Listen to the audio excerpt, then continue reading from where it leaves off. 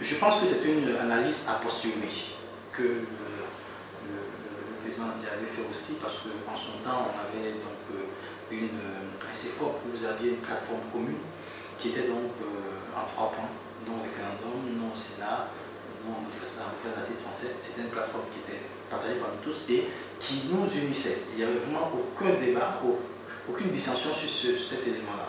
Mais vous savez, une fois que vous arrivez au point d'achèvement de cette plateforme-là, on ne s'est jamais assis pour élaborer une autre plateforme, c'est-à-dire celle maintenant qui consiste à la gestion du pouvoir d'État.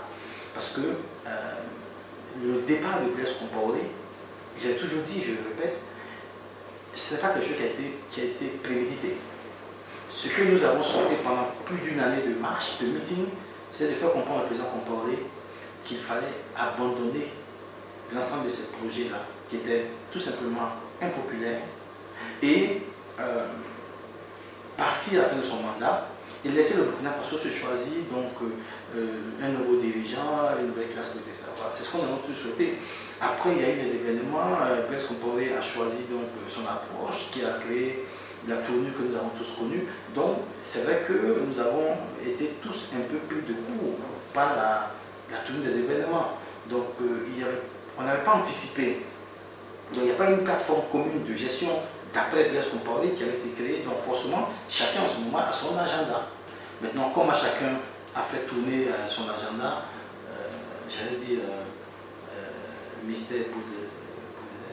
Non, il n'y avait pas une dissension manifeste. C'est-à-dire que c'est pas comme si on avait un débat sur qui prend le pouvoir et on ne s'entendait pas. Non, le débat n'a même pas existé.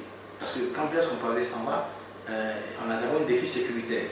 D'accord? Le pays, Blaise Compaoré, ça va, on a besoin de sécuriser le pays, c'est fondamental. En ce moment-là, on demande à l'armée de prendre sa stabilité. D'accord?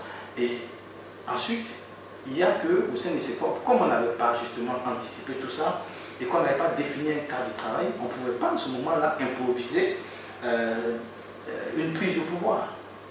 On pouvait improviser une prise de pouvoir. Donc, peut-être que ces moments de flottement ont permis justement à l'armée qui peut-être était un peu plus disposée, ou en tout cas à prendre ses responsabilités tout de suite et à prendre le pouvoir. Mais ce n'est pas des dissensions, c'est juste un manque de coordination lié au fait aussi qu'on ne peut pas anticiper. Et cela parce que personne n'a prémédité cette action-là, même si bon, des sons de cloche différents existent aujourd'hui, mais a priori au sein de ces corps, dans le travail officiel qu'on faisait, il n'y avait pas un plan, ok, on bouge l'Assemblée, on saute Blaise, machin. Il n'y avait pas ce plan clairement. Bon, peut-être que nous, on ne savait pas, mais j'en sais rien, mais c'est que ce faisait, il n'y avait pas ce plan. C'était, on empêche absolument qu'il y ait ce référendum parce que le peuple ne le veut pas. Maintenant, on n'était vraiment pas préparé, je pense. Je pense que c'est ça qui est la vérité.